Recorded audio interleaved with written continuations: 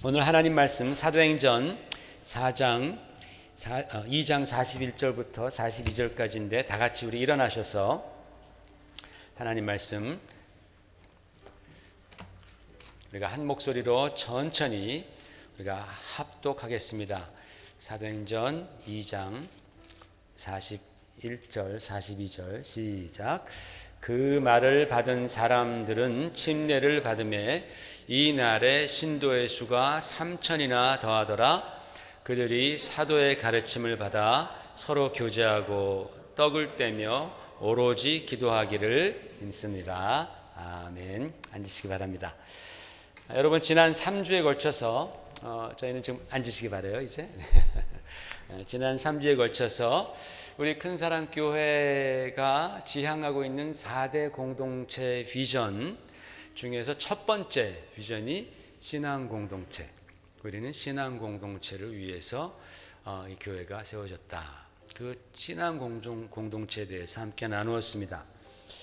예수 그리스도의 교회, 예수 그리스도의 교회는 과연 누가 세웠으며 또 어떻게 세웠는가? 성경에 나타나 있습니다. 마태복음 16장에 보면은 예수님께서 제자들에게 어느 날 이렇게 물어보시죠.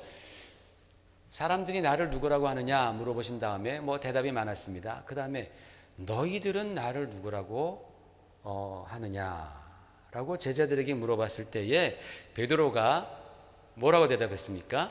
굉장히 유명한 고백이죠.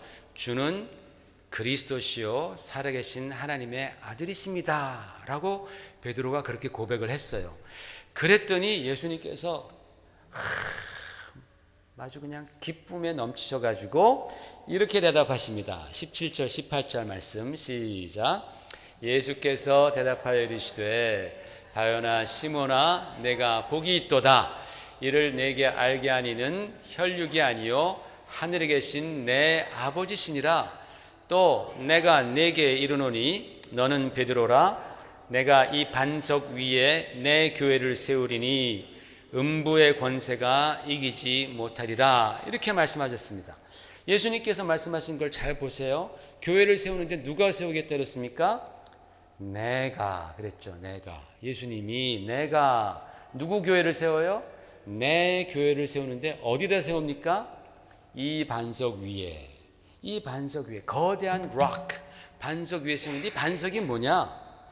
반석이 베드로가 아니고 베드로가 고백한 신앙 고백인 거예요. 예수님도 깜짝 놀라셨어요. 야, 그 고백을 하게 한 이는 사람이 아니고 혈육이 그것을 알게 한 것이 아니라 하늘에 계신 하나님께서 바로 너로 하여금 내가 누구인지를 알게 하셨구나. 주는 그리스도시요 살아계신 하나님의 아들이십니다. 그 반석, 그것이 예수님 보기에는 거대한 반석인 거예요. 네? 그 고백이 굉장한 영적인 유산인 거예요. 영적인 반석인 거예요. 거기에다가 내 교회를 세우리니 음부의 권세가 이기지 못하리라 라고 말씀하신 겁니다. 여러분, 초대교회가 로마 시대 때 굉장히 많이 핍박받았습니다. 300년 동안 핍박을 받습니다. 무서운 핍박을 당해요. 그렇게 그들이 핍박을 당하면서 도망다닐 때에 그들이 암호처럼 사용했던 표시가 물고기 표시였습니다. 여러분 그런 거 아시죠? 영화에서 봤잖아요. 물고기 표시였습니다. 그 물고기 표시를 왜 사용했는가? 여러분 아시겠지만 제가 한 번 더 말씀드릴게요. 그 물고기가 여기 보세요. 여기 카타콤 같은 지하 무덤에 그 비석에 물고기들이 이렇게 그려 있습니다. 그 물고기를 헬라어로 익투스라고 말합니다. 익투스. 따라해볼까요? 익투스. 헬라어 아시죠? 그 다음 넘겨보세요. 그런데 이 익투스라고 한 이유는 그 각 익투스의 각 첫 번째 철자를 이 크리스천들이 뭔가를 아주 중요한 의미를 하는 거예요. 그래서 익투스의 처음은 예수스, 예수, 크리스토스, 그리스도, 세우, 하나님의 휘오스, 아들, 소테르, 구원자. 그래서 이 물고기를 그리면서 그들이 마음에 생각했던 고백은 예수 그리스도는 하나님의 아들이시며 나의 구원자이십니다 라는 것을 고백했던 것입니다. 이게 바로 그들이 도망다니고 순교당하면서 지켰던 그 신앙 고백입니다. 그러니까 초대교회 성도들은요 자신의 믿음과 그렇게 오랫동안 핍박받던 그 교회를 주는 그리스도시요 살아계신 하나님의 아들이시며 나의 구원자이십니다 라는 이 거대한 반석 위에 세워갔다라는 거예요. 다른 것이 아닙니다. 물질도 아니고 명예도 아니고 다른 어떤 것도 아니고 어떤 그 세상 권력이 아니라 바로 이 우리가 볼 때는 아무것도 아닌 것 같은 주는 그리스도시요 살아계신 하나님의 아들이시며 나의 구원자이십니다라는 바로 그 신앙 고백, 그것을 예수님께서는 반석이라고 말씀한 거예요. 그 반석 위에 자신의 신앙과 이 핍박받는 교회를 세워나갔던 거예요. 그리고 주님의 말씀대로 교회가 그 300년이라는 그 긴 극심한 핍박에도 불구하고 교회가 사라지지 않습니다. 오히려 마침내 그 로마 제국을 하나님의 사랑과 하나님의 은혜의 물결로 덮어버리는 그런 역사가 일어나는 것이죠. 로마가 다 기독교화되지 않습니까? 어떻게 됐습니까? 바로 이 신앙 고백 위에서 그런 역사가 일어나는 겁니다. 그래서 여러분, 우리가 성도로서 반드시 알고 지켜야 할 것은 바로 이 믿음입니다. 예수는 그리스도시요 살아계신 하나님의 아들이시며 나의 구원자이십니다. 이것을 우리가 지키기 위해서 목숨까지도 내놓을 준비가 되어 있는 모임이 바로 교회라는 거예요. 믿으십니까 여러분? 교회가 이렇게 살벌한 곳입니다. 이 믿음 지키려고 목숨까지 내놓겠습니다 라는 사람들이 모이는 것이 교회예요. 보통이 아닙니다. 그래서 만약에 여러분 교회가 이것을 잃어버리고 성도들이 이 신앙 고백을 잃어버린다면 거기서 아무리 좋은 소리를 듣고 아무리 감동적인 말들과 또는 정말 감격스러운 그런 섬김을 경험한다 할지라도 그거는 교회가 아닙니다. 그거는 성도가 아닙니다. 이 믿음이 빠지면, 이 신앙 고백이 빠지면 그건 그냥 하나의 로타리 클럽 같은 단체예요. 교회가 아닙니다. 그러므로 사랑하는 성도 여러분, 우리는 성경이 가르치는 믿음, 여러분 우리가 다 신앙생활 하잖아요. 어디에 입각해서? 성경에 입각해서 신앙생활 하는데 성경이 가르치는 믿음이 무엇인지를 제대로 이해하고 우리가 반듯한 신앙생활을 해야 한다는 거예요. 여러분 생각해 보십시오. 우리가 이렇게 오늘 아침에 교회에 나와서 예배를 하나님께 드릴 수 있기 위해서 수많은 믿음의 선배들이 이 신앙 고백의 문제 때문에 자기에게 하나밖에 없는 그 귀한 목숨을 잃었어요. 어떤 때는 화형당하기도 하고 어떤 때는 칼로 목베임을 당하기도 하고 어떤 경우는 사자굴에 집단으로 던져지기도 합니다. 만약에 그들이 자기를 핍박하는 사람 앞에서 너 예수를 너 하나님의 아들로 부인해라, 네가 예수 이름을 짓밟아라, 그러면 내가 살려준다, 너의 가족을 살려준다, 그렇게 말했을 때 이들이 주님의 이름을 부인하면 그들은 살 수 있었습니다. 가족들도 호의호식할 수 있었습니다. 그러나 그들이 그 믿음 지킨다고 했을 때에 그들은 죽임을 당합니다. 고문을 당합니다. 자신의 가족들은 모든 것들을 다 잃고 거지처럼 살아갑니다. 그렇게 그들이 지킨 것이 우리가 오늘 계승한 믿음이에요. 그렇게 해서 지켜낸 것이 바로 그리스도 교회예요. 그렇기 때문에 여러분 우리가 이렇게 아침에 예배를 드리면서 교회에 나와 예배 드리면서 우리가 어떻게 이 신앙을, 어떻게 이 교회를 우리가 가볍게 생각할 수 있겠느냐라는 말씀이죠. 그러므로 여러분, 우리 큰사랑교회가 신앙 공동체가 되기 위해서 가장 먼저 우리는 교회가 신앙 공동체가 되어야 되는데, 그 신앙 공동체가 되기 위해서 지난 3주 동안 말씀드렸던 예배와 가르침, 그리고 영성훈련, 예수 그리스도께서 중심이 되시는 바로 이 예배와 가르침과 영성훈련에 힘써야 할 줄로 믿습니다. 오늘은 우리 교회의 두 번째 비전인 뭐죠? 주보에 보면 뭐라고 나와 있죠? 신앙 공동체 다음에 뭐예요? 가족 공동체입니다. 따라해 보실까요? 시작. 가족 공동체에 관해서 말씀을 드리려고 합니다. 여러분, 기독교에 있어서 가장 큰 신비 중에 하나는 뭐냐면, 나 같은 죄인이, 여러분 같은 죄인이, 저와 우리 같은 죄인이 얼마나 우리가 한꺼풀만 벗겨보면 얼마나 죄가 많습니까? 그죠? 이 죄성이 맨날 들끓고 있죠. 그죠? 우리 같은 죄인이 예수님의 십자가의 그 피 흘리심으로 말미암아 죄 용서함을 받았는데 영원한 용서함을 받았다라는 거예요. 그죠? 영원한 용서함을 받고 구원에 이르고 하늘나라에 갈 수 있는 그 축복을 받았다라는 것. 이게 너무나 큰 신비 아닙니까? 그렇죠? 우리가 생각해 보세요. 어떻게 나 같은 사람이 영원한 용서를 받고 내가 하늘나라의 아름목까지 내가 지금 예약을 하고 그렇게 하늘에 소망을 두고 살 수 있을까? 예배 마치고 집에 가면 또 한 주간 살면서 또 누구 욕도 하고 또 그냥 나쁜 생각도 하고 우리가 범죄하고 불순종하는데도 불구하고 우리는 언제나 내가 예수님으로 말미암아 의인이 되었다라는 그러한 믿음이 있잖아요. 이게 얼마나 큰 신비예요.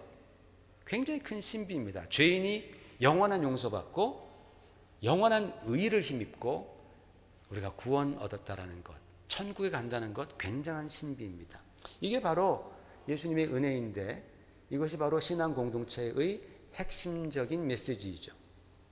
그리고 또 한 가지 신비는 뭐냐면 내가 구원받았을 뿐만 아니라 내가 하나님의 자녀가 됐다는 사실이에요. 그죠? 내가 구원만 받아도 thank you so much. 지옥에만 안 가도 thank you very very much인데 지옥에만 안 보내는 게 아니라 하나님의 자녀를 삼아 주셨다니까 이게 도대체 상상이 안 되는 일이에요. 여러분 상상이 됩니까? 여러분 같은 우리 같은 죄인이 하나님의 거룩한 자녀가 되었다라는 사실이 이게 너무나 큰 신비 아닙니까? 엄청나게 큰 사건입니다. 여러분 세상에서 누군가의 자녀가 된다라는 거 참 신비합니다. 저와 여러분은 어느 날 언젠가에는 전혀 없었던 존재예요. 그죠? 한 100년 전까지만 해도 우리는 없었던 존재인데 어느 시점에 우리 부모님으로부터 생명을 받아서 짠 하고 생겨납니다. 전혀 존재하지 않던 그런 존재가 부모님으로 말미암아 짠 하고 그 존재가 생겨난다라는 거예요. 그러니까 누군가의 자녀가 된다라는 것은 이건 정말 굉장한 신비가 아닐 수 없어요. 야, 어떻게 나 같은 존재가 생겨났을까? 여러분 그런 거 한번 생각해 보셨어요? 바빠서 생각 못 할 수도 있습니다. 정말 신기한 거예요. 그런데 성경은 이렇게 말합니다. 요한복음 1장 12, 13절 시작. 영접하는 자 곧 그 이름을 믿는 자들에게는 하나님의 자녀가 되는 권세를 주셨으니 이는 혈통으로나 육정으로나 사람의 뜻으로 나지 아니하고 오직 하나님께로부터 난 자들이니라 그랬어요. 이 말씀이 무슨 말씀이냐면 우리 같은 죄인들이 예수 그리스도를 믿고 영접할 때에 우리 안에서 신비한 일이 일어난다라는 말씀이에요. 그 신비한 일은 뭐냐면 우리가 구원받을 뿐만 아니라 우리가 하나님의 자녀로 변화한다라는 거예요. 예수님께서는 니고데모에게 이것을 거듭남이라고 말씀합니다. born again이라고 말하잖아요. 거듭남. 우리가 하나님의 자녀로 거듭나는 거예요. 겉은 그대로이지만 예수님을 내가 영접한다고 해서 내 겉모양이 갑자기 막 그렇게 변하는 건 아니지만 내 속사람, 내 영이 거듭나서 하나님의 자녀가 되는데 이것은 사람의 뜻이나 사람의 힘이나 사람의 능력으로 되는 것이 아니라 하나님으로부터 난 자들, 하나님으로부터 난 자들이라고 성경은 말씀합니다. 그렇기 때문에 예수님을 다 영접한 여러분들, 저와 여러분들은 다 누구의 자녀예요? 이제 하나님의 자녀가 되는 거예요. 그래서 우리가 진심으로 예수님, 나는 죄인이었습니다. 나는 죄인입니다. 내가 예수님이 나의 구세주이심을 믿고 내가 주님을 나의 심령 가운데에 영접하오니 내 안에 들어오시옵소서. 나의 구세주가 되어주시고 나의 주인이 되어주시옵소서라고 여러분이 마음을 열고 기도할 때에 주님은 우리 안에 들어오시는데 놀라운 사건은 바로 그 순간 우리가 하나님으로부터 난 자, born again 한 자, 하나님의 자녀가 되어버린다라는 거예요. 그게 바로 이 기독교 믿음의 신비입니다. 얼마나 신비로운지 몰라요. 그래서 사도 바울은 갈라디아서 4장 6절 7절에 이렇게 말씀합니다. 같이 읽으십시다. 시작. 너희가 아들임으로 하나님이 그 아들의 영을 우리 마음 가운데 보내사 아빠 아버지라 부르게 하셨느니라. 그러므로 내가 이후로는 종이 아니요 아들이니 아들이면 하나님으로 말미암아 유업을 받을 자니라 그랬어요. 너희가 이제 아들이 됐다라는 거예요. 이게 영적으로 말하는 겁니다. 영적으로는 아들 딸이 없어요. 그냥 하나님의 그냥 차일드입니다. 그렇죠? 그냥 아들이라고 대표성으로 말한 거니까 우리 또 여자 집사님들은 또 너무 또 상심하지 마십시오. 그냥 하나님의 아들이다. 하나님의 자녀다. 그래서 하나님을 우리가 뭐라고 불러요? 아빠 아버지라고 부른다. 하나님의 아들의 영을 우리에게 주셨기 때문에. 여러분, 그래서 신기한 건요, 처음에 예수 믿을 때 사람들이 하나님께 아버지 그러면 되게 거북해요. 저 사람이 왜 하나님한테 아버지라 그러나? 그냥 하나님이라 그러지. 근데 성경은 하나님께서 믿는 자들에게 아들의 영을 부어주시니까 우리가 그냥 하나님께 아버지라는 말이 그냥 나온다라는 거예요. 그죠? 우리 여러분 다 경험해 보셨잖아요.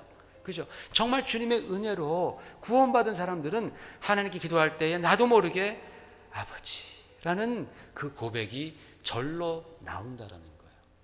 왜? 그분이 나의 아버지가 되셨으니까. 나는 그분으로부터 난 자가 되었으니까. 그래서 믿는 자들은 다 똑같이 하나님을 아버지라고 부르는 거예요. 여러분, 그게 뭘 의미합니까? 우리가 다 하나님 한 분을 아버지라고 부른다는 건 뭘 의미해요? 우리가 한 아버지를 모시는 한 가족이 되었다라는 뜻입니다. 우리가 한 가족이 되었다. 이 말씀 드리니까 갑자기 머리가 띵해지고 마음이 막 답답해 오시죠? 아니, 내가 어떻게 저 사람이랑 한 가족이야? 나는 지금 내 가족도 벅찬데 저분들까지 가족하라고? 아유, 말도 안 된다. 그렇게 생각하셔도 할 수 없어요. 이게 할 수 없는 겁니다. 그 사람이 하나님 안에 거하고 내가 하나님 안에 거하는 이상 우리는 한 가족입니다. 그래서 교회에 처음 오시면요, 어떤 때는 좀 닭살이 돋는 단어를 들어요. 형제님, 자매님, 그런 소리를 듣습니다. 그러면 세상에서 계시다 오신 분들은 굉장히 닭살이 돋습니다. 자기가 나를 언제 봤다고 형제라 그러고 자매라 그러냐?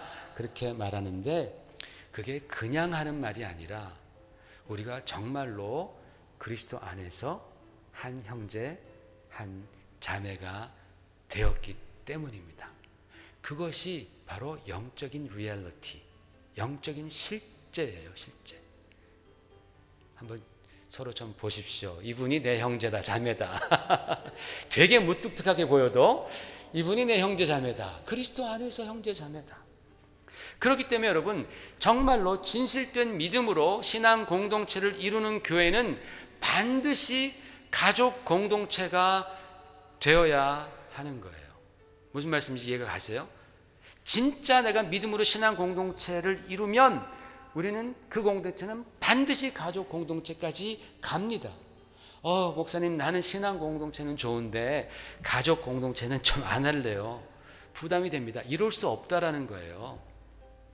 여러분이 참 믿음을 갖고 있는 참된 신앙 공동체 안에 속하고 싶다면, 그렇다면 반드시 가족 공동체의 멤버, 일원이 되어야 합니다. 여러분, 가족 공동체는 옵션이 아닙니다. 옵션이 아니고 뭐예요? 패키지입니다.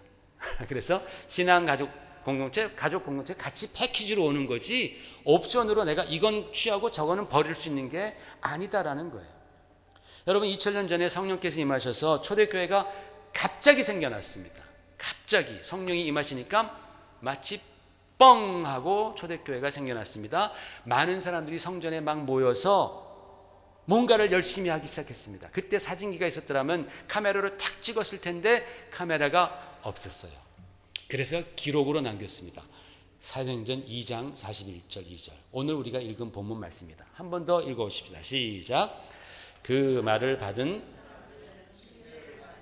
이날에 신도의 수가 3,000이나 더하더라. 그들이 사도의 가르침을 받아 서로 교제하고 떡을 떼며 오로지 기도하기를 힘쓰니라. 이게 바로 역사상 최초의 신약교회가 막 생겨나는 장면을 사진이 아닌 기록으로 탁 아주 간결하게 써놓은 거예요. 성령의 영감 가운데에.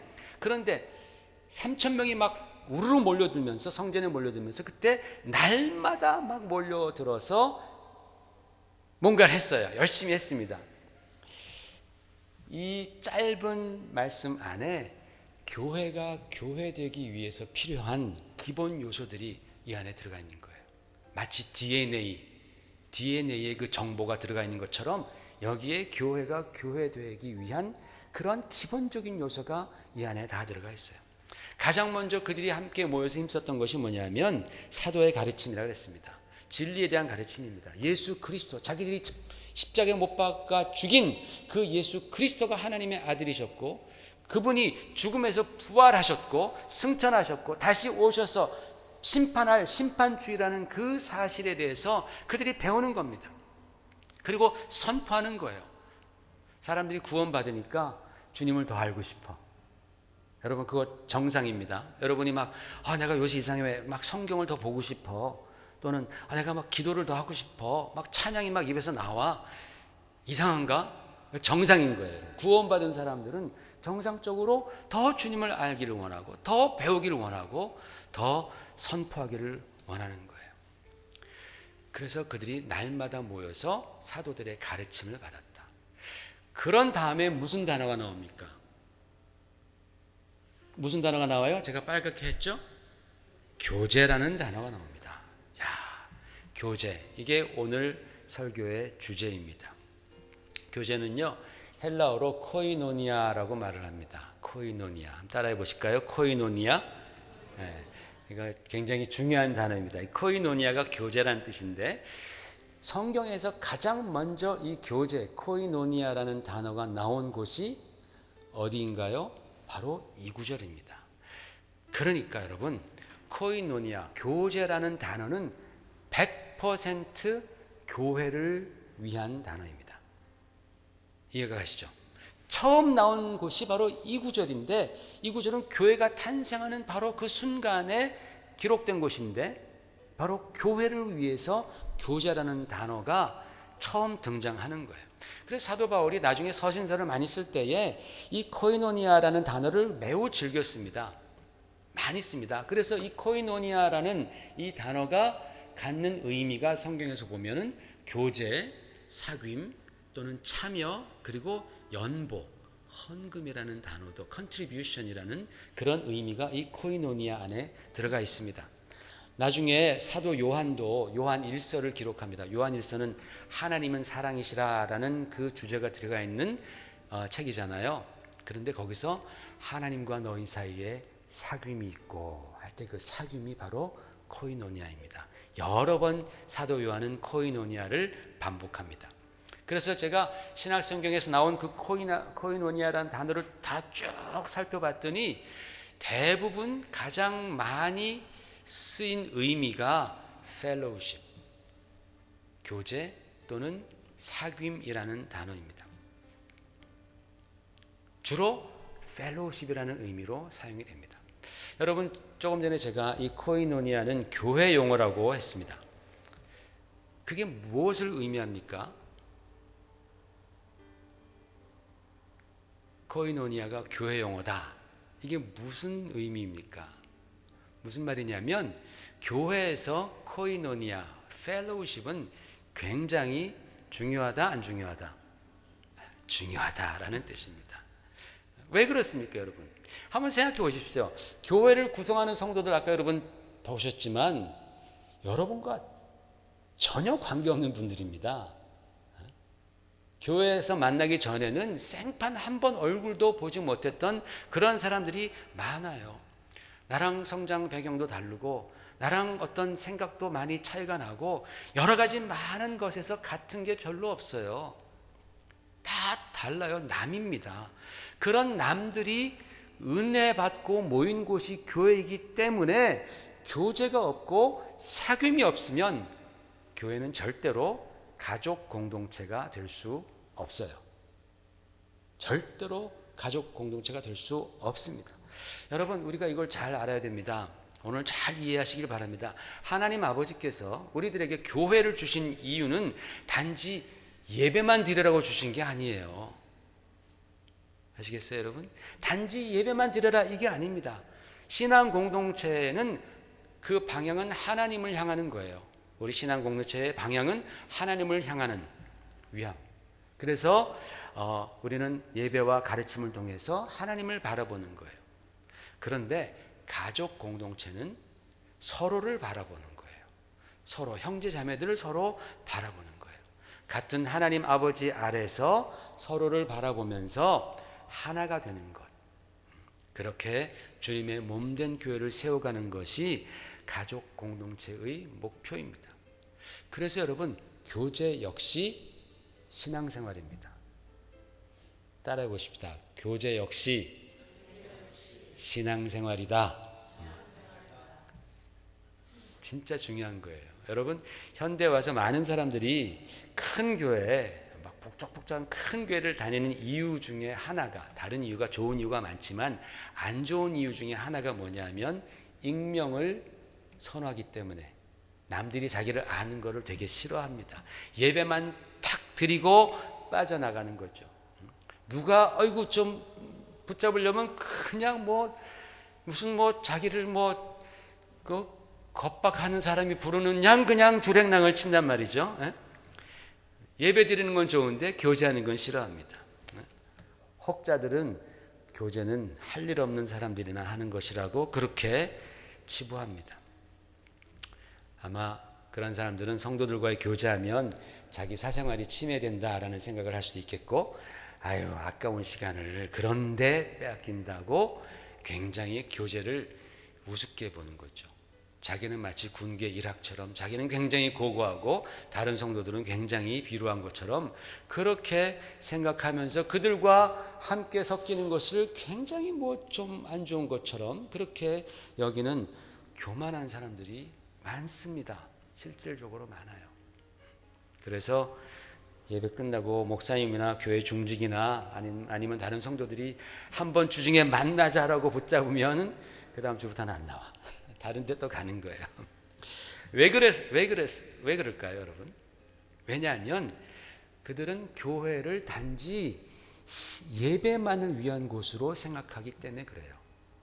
그리고 신앙이라는 게 예배만 잘 드리면 유지된다고 굉장히 많이 오해하고 있기 때문에 그렇습니다. 예배만 잘 드리면 내 신앙이 잘 유지된다? 큰 오해입니다. 여러분, 제가 질문 하나 하십시다. 질문입니다. 만약에 교회에서 교제가 사라지면 어떻게 되겠습니까? 교회에서 교제가 사라진다면, 펠로우십이 사라진다면, 사귐이 사라진다면 그 교회는 어떻게 되겠습니까? 그 교회는 반드시 소멸합니다.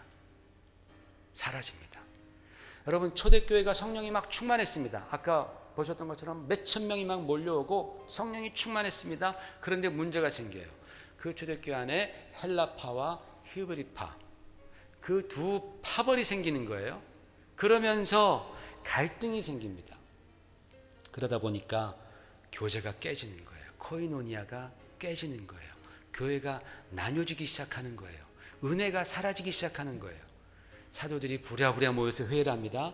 그래서 믿음 좋고 칭찬받는 7사람을 성도 중에서 뽑아서 그들에게 안수하고 집사로 세웁니다. 그 집사님들이 그 교회의 갈등을 잘 해결하니까 코이노니아, 교제가 다시 생겼어요. 연합이 됐습니다. 뭐라고 말합니까? 그 후에 더욱더 복음이 흥왕하면서 부흥이 일어났다라고 성경은 전하고 있습니다. 고린도 교회 여러분 잘 아시잖아요. 성령의 은사가 막 넘쳤던 그런 교회입니다. 그런데 그 교회에 문제가 있었어요. 뭐였습니까? 파가 나뉘는 거예요. 너는 바울파다, 너는 아볼로파다, 너는 그리스도파다, 너는 뭐 무파다, 뭐 양파다, 뭐 이러면서 그냥 파가 막 나뉘는 거예요. 막 파가 막 나뉘다 보니까 뭐가 깨져요? 코이노니아가 깨지는 거예요. 펠로우십이 없는 거예요.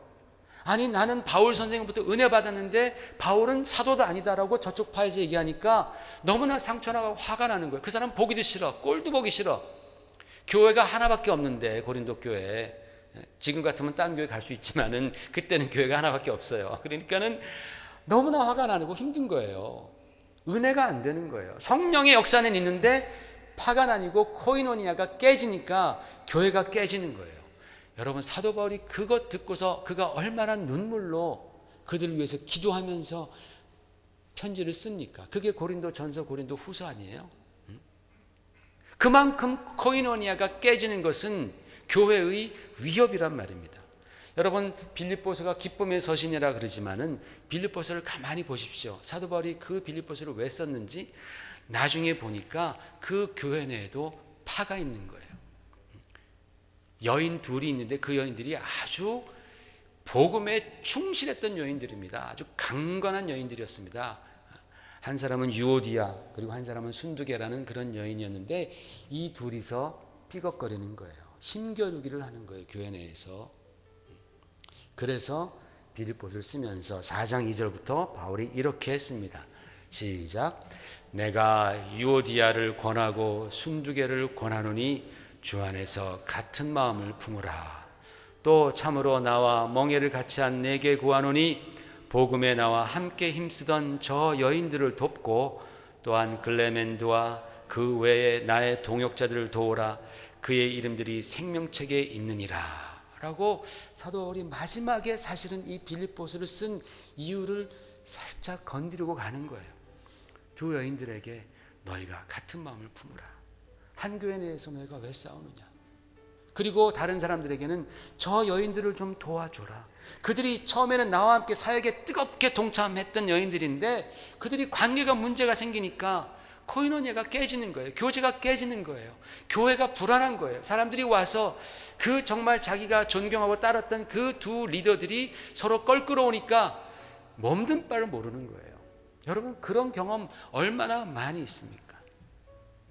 코이노니아가 깨질 때에, 교제가 깨질 때에 교회는 힘들어집니다. 여러분, 아무리 신앙이 깊고 아무리 성령의 뜨거운 역사가 일어나고 아무리 기라성 같은 사도들이 있었다 할지라도 교회 안에서 교제가 깨지면, 그래서 그것이 가족 공동체가 아니라 이산가족 공동체가 돼버리면 그러면 그 교회는 마침내 소멸하는 거예요. 그래서 마귀는 불철주야 역사하는 거죠. 불철주야 일하는 거예요. 무슨 일 하겠습니까? 당연하죠. 성도들 관계 가운데서 역사하는 거예요. 어떻게 해서든지 불평, 불만을 자꾸만 야기시키고 나쁜 점만을 자꾸만 보게 만들고 원망과 시비를 자꾸 일으키는 거예요. 남을 판단하게 하고 비난을 하게 하고 뒷담화를 하게 하고 자꾸만 그러면서 교회 내에 코이노니아를 깨가는 거예요. 성도와 성도 간의 코이노니아를 깨가고 목사와 또 성도 간의 그 교제, 그 사귐을 깨가는 거예요. 그러면요, 교회는 금방 혼란해집니다. 그 시비와 원망과 불평과 이런 그 비난의 그 소용돌이 속으로 그렇게 몇 주 전까지, 몇 달 전까지 은혜롭고 영광스러웠던 신앙 공동체는 침몰하고 빠져들어가는 거예요. 코이노니아가 깨지는 거는요, 그 거대했던 타이타닉 그 배가 암초를 만나 부딪히는 것과 똑같아요. 구멍이 뻥 나는 겁니다. 그러면 빠져들어가는 거예요. 그러나 우리가 참신앙 안에서 우리가 정말 아름다운 교제를 이루면서 가족 공동체로 우리가 든든히 결속해 있다면 교회 가운데 어떤 시련이 오고 어떤 말들이 있어도 능히 이겨낼 줄로 믿습니다. 그게 바로 가족 공동체예요. 그렇기 때문에 여러분, 우리는 교제를 우습게 보면 안 돼요. 교제가 아까 그 사도행전 2장에 보면 두 번째로 나와요. 사도들의 가르침과 교제가 정말 중요합니다. 그래서 우리는 교회에서 교제에 굉장히 신중해야 해요. 세상 바깥의 그런 교제처럼 교제하는 게 아니라 정말 영적인 교제, 그리스도 안에서 정말 사랑하고 위로하고 아껴주고 보살펴주고 내 자신이 드러나려는 그런 교제. 사람들은 그런 교제 많이 하죠. 밖에 나가면 딱 만나가지고 머리가 아파 같으니 여기 3캐럿짜리 다이아를 딱 자랑하려는, 나를 드러내려는 그런 교제가 아니라, 그런 건 좀 이렇게 감추면서 교회에서는 다른 사람을 칭찬해주고 세워주는 그런 교제, 그런 사귐 하라라는 겁니다. 교제가 정말 중요합니다. 한 예를 들어서 여러분, 교회에서 우리가 식사를 함께 한다. 굉장히 중요한 일입니다. 식사.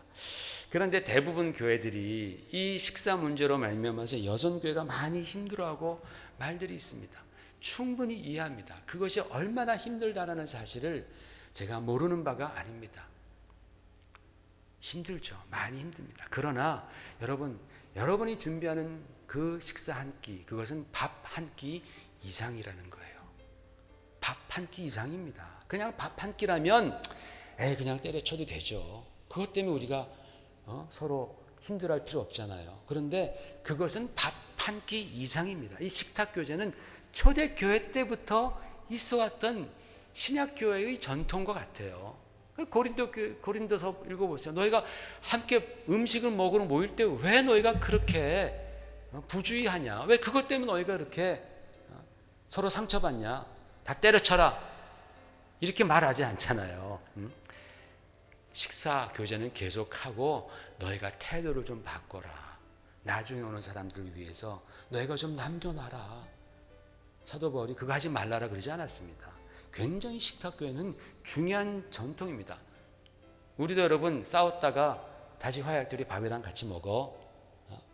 좋은 밥 같이 한번 먹으면 화해가 되잖아요. 그죠? 그런 것처럼 식사 한 번만 잘해도 교회는 살아나요. 오늘도 그런 역사가 있을 줄 믿습니다.